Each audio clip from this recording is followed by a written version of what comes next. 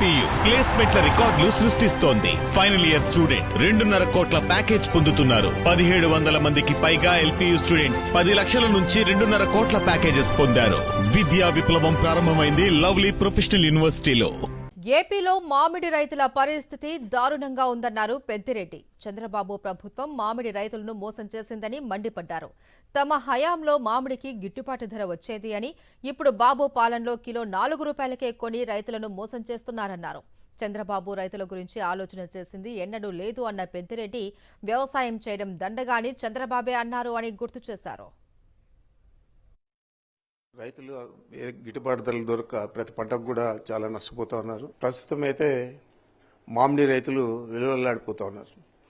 కారణాలు ఏవైనా కానీ అత్యంత అల్పమైన రేటు, దాదాపు 4 రూపాయలు 5 రూపాయలు అమ్మే పరిస్థితి ఈరోజు తోతాపురి వెరైటీకి వచ్చింది. మన జిల్లాలో, చిత్తూరు జిల్లాలోనే దాదాపు 39,895 హెక్టార్లు మనకు తోతాపురి పంట ఉంటే దాంట్లో దిగుబడి 99,174 మెట్రిక్ టన్నులు దిగుబడి వస్తూ ఉంది. మరి ఇక్కడున్న పల్పు ఇండస్ట్రీస్ ఏది కూడా ఇంత కెపాసిటీని చేయగలిగే ఇండస్ట్రీస్ కూడా ఏవి లేవు. వారు ఎలాగో ఎక్కువ పంట వచ్చింది, తక్కువ ధర ఉంది, మనం ఇష్టమైన రేటు ఇస్తాము తీసుకున్నామనే వ్యవహారం చేస్తున్నారు.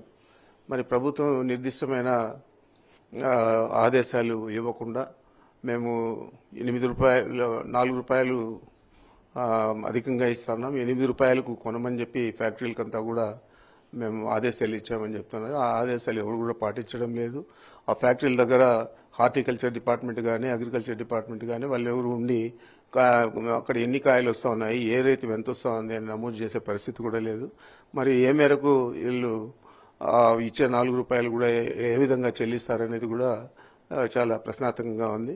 మరి ఇలాంటి పరిస్థితుల్లో రైతులు చాలా ఇబ్బందుల్లో ఉండేదే కాకుండా ఎవరి దగ్గరకు పోయినా కూడా తోతాపురి కాయలంటేనే తీసుకోమని చెప్తా ఉన్నారు. మరి ఇంత పెద్ద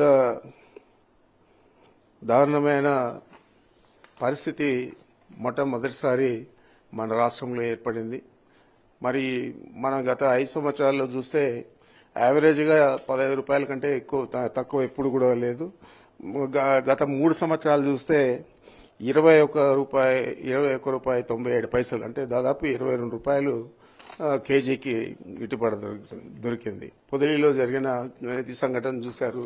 ఆ రోజు పొగాకు రైతుల కోసం జగన్మోహన్ రెడ్డి గారు అక్కడ పర్యటిస్తే అక్కడ రైతుల మీదనే కేసులు పెట్టారు.